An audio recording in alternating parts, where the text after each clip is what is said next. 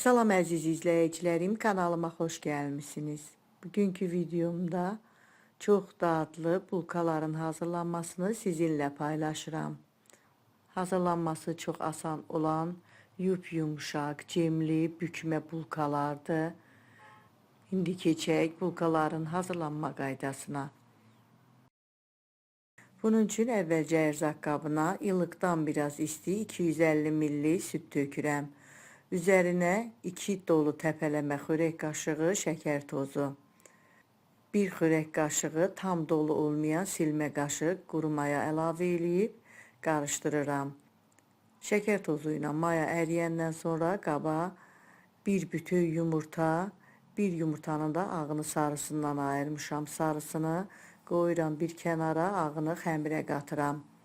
Çay qaşığının 1/3 qədər duz, 1 paket 5 qram şəkərli vanil əlavə eləyirəm. 4 xörək qaşığı da bitki yağı əlavə eləyəndən sonra bu ərzaqları da biraz qarışdırıram. Alınan qarışıma un töküb xəmir yoğururam. Əvvəlcə unun çox hissəsini əlavə eləyirəm. Biraz qarışdırıram. Artıq çətin olduqda yenə un əlavə eləyib xəmir yoğururam. Ələ yapışmayan yumuşaq bir xəmir olmalıdır. Xəmir üçün 5 stəkan un istifadə elədim. Stəkan ölçüsü 200 ml-dir. Unun çəkisi növünə görə, bir də yumurtanın ölçüsünə görə dəyişə bilər, az ya da çox ola bilər.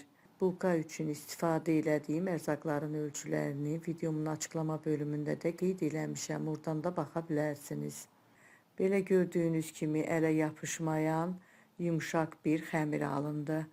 Xəmirin üstünü örtüb 1 saat mayalandırıram. Xəmirim artıq mayalanıb, havasını çıxardıram. Qabın içində biraz əlimlə yoğururam ki, pişəndən sonra maya qoxusu gəlməsin. İri bir kündə halına gətirib un səpdiyim dəzgahın üstünə qoyuram.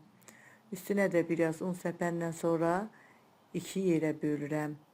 Xəmir parçalarından əlimlə bir yerə yığıb 2 iri kündə halına gətirirəm. Kündələrin də üstünü örtürəm, bir 10 dəqiqə yerində gözlədirəm. Kündələrdən birini götürüb altın üstün unlayandan sonra yayıb yayma açıram. Nə çox qalın, nə çox nazik, təxminən 4-5 mm qalınlığında yayma yayıb açıram.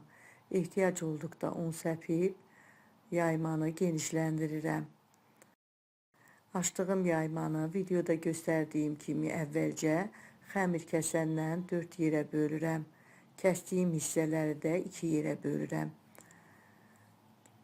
Xəmirin uç hissələrindən xəmir kəsəndən kəsiklər atıram. Sonacan hamısına eyni qaydada kəsiklər atıram.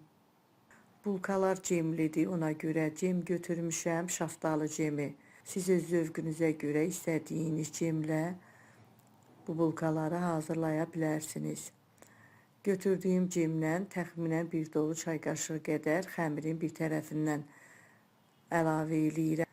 Kəsdiyim xəmirlərin hamısının bir tərəfinə cem qoyuram. Cemi də qoyandan sonra bulkanı hazırlayıram. Videoda göstərdiyim kimi xəmirin bir tərəfini üstünə gətirib kənarlarını əlimlə sıxıb bərkidirəm ki, bişəndən sonra bərkidirəm ki, içlik axmasın. Rulon kimi sonacan bükürəm.